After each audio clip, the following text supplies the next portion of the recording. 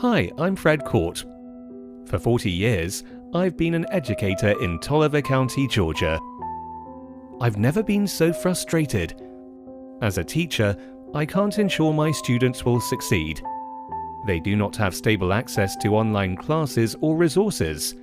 Around 40% of the students in my town have no internet. President Joe Biden said he planned to give out more than $42 billion in broadband infrastructure grants. We were thrilled. But we soon learned the government has to rely on a Federal Communications Commission broadband map to disperse the grant money. That map, frankly speaking, is wrong.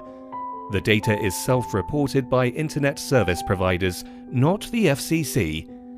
As you may have guessed, these carriers have every interest in claiming better service than they actually provide.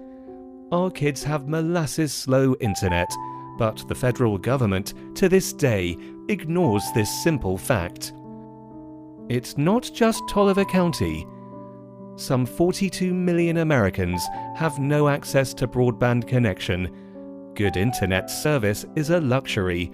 Just over half of Americans making less than $30,000 a year have it, compared to 92% of households bringing in $75,000 or more. This digital divide is causing problems. The rich are getting richer. Everyone else is left behind in a society growing increasingly digital. Being rural and poor has been going on since 1733 in Georgia, yet even in 2023, it is still yak yak yak without coming up with any solution.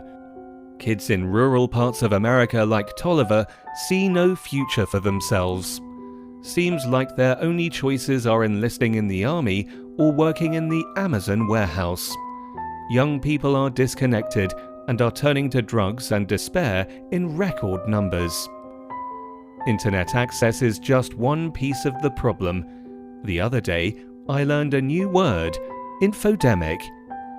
We used to get reliable information from local newspapers, but 2 newspapers are closing every week on average. 2,500 newspapers have disappeared since 2005. We've heard of lots of rumors about COVID-19, vaccines, and stolen elections. You can't tell if they are true. Fake news is everywhere, making people frustrated, radical, and full of despair. The infodemic is much worse than COVID ever was. Information freedom is vital for democracy. But my country is becoming divided, confused, and poorly informed. That's a nice way of saying ignorant. I grew up believing in freedom and democracy, but now I've found out these words are meaningless for the poor. When people or even entire regions are no longer useful to those in power, they are forgotten until someone wants your vote.